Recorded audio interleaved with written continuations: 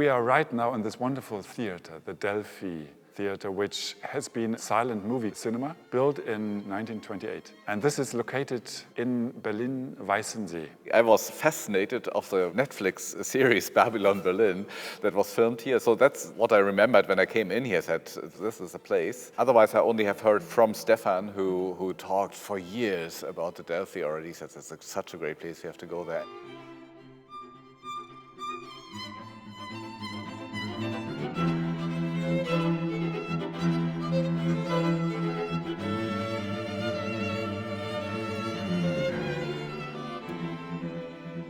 was a time I was 11 years old when my parents decided that I should apply to this special school of music.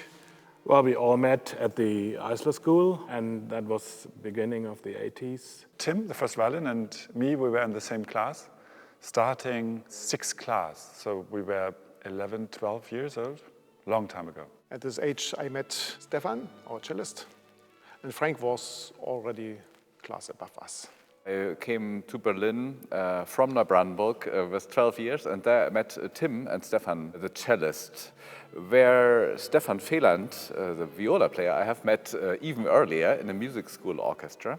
So we know each other for, is it more than 40 years? We started playing quartet in '85, and the teacher of the two violins had the very determined idea that they have to play quartet, and they asked us to join them. This was East Berlin, so behind the Iron Curtain.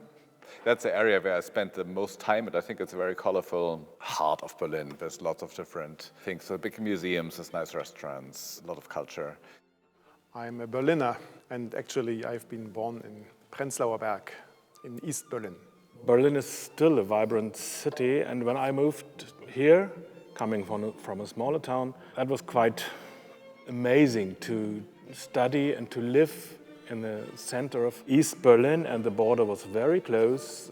From one of the buildings of the Eisler Hochschule, one could see over to West Berlin, but at the same time the world ended just there. So you looked at the no man's land, and it was more or less not possible to go there. So there's this spot where the two systems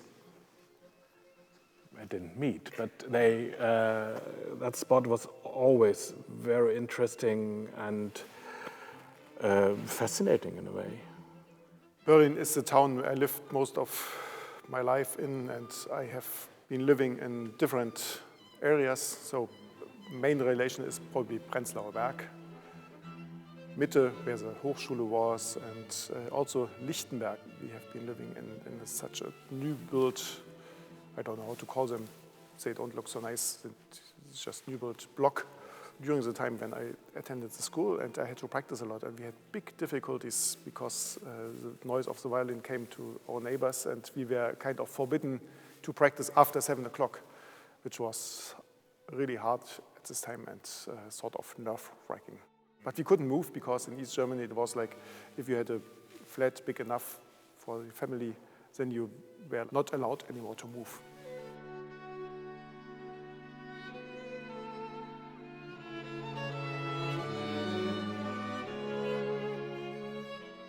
We are here now at the place where it all started, in the special school of music, where we all met, all the Voglers met here. And this is a schoolyard where we played table tennis, football, and all sorts of things we did here. It's a wonderful building. We all came here when we were 12 years old. And the specialty about this building is that it's very, very close to the Berlin Wall.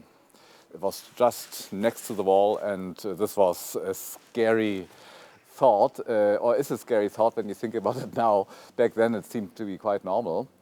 And of course everything looked quite different at the time that we went to school here, because Berlin was coal heated, it was grey, it was very bad air. Now it's very beautifully done, and it's actually very nice to be back here. Frank and I, we stayed in a boarding house, and the boarding house was just that way, not even a minute, a couple of meters to go. The problem was that until a minute before the school started, we were still there and then running. And of course the teachers were not happy about it. And then they established a rule that the school was closed 20 minutes before school started, but it never really worked. So we were very lazy. If you ask me if I would send my children to this school with the conditions we had, I probably wouldn't, because everything was in bad state. That especially was true with the heating. It was coal heating, and it didn't really work. Sometimes the whole building was smoky. And in our boarding house, we had the shower in the basement. And there were signs, beware of rat poison. And children are not allowed to go there. And it was our shower room, so we went, of course, and sometimes we saw them. Anyway, it's a long time ago and we are still healthy, so it was not ideal. But looking back, it was a great time, really, because everybody was interested in music. We all played an instrument and it formed us as a group and we had lots of cultural input.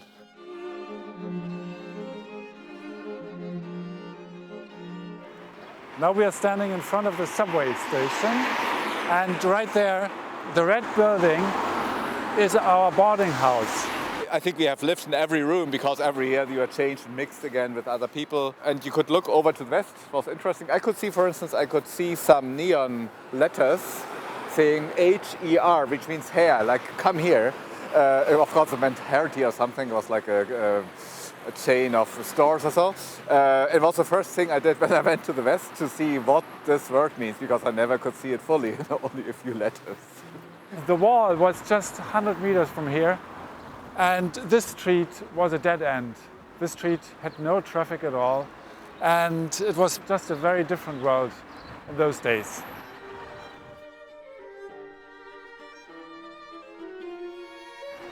I didn't even recognize it was a subway station. There was no sign that was taken off and the whole thing was locked. It was an iron gate and it took me years, 4, 5, maybe 6 years, until somebody told me the subway goes from West Berlin through East Berlin again to West Berlin. So they, of course, use the same system. But I never questioned myself why it was heavily guarded. The soldiers went in there with big German Shepherd dogs and machine guns. I never thought, okay, this is something quite funny, until I learned it's the subway. And now, of course, the subway, you see all the traffic, people go in and out.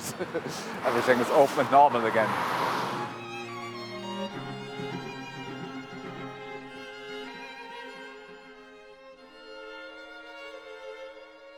Well, in 36 years, you play a lot of concerts around the world, and that's part of a life of string quartet, which is great. There are 2 countries in our quartet history where we played most. Of course, it's Germany and it's Ireland, and we must have played, well, I don't know how many, but far more than 100 concerts in Ireland.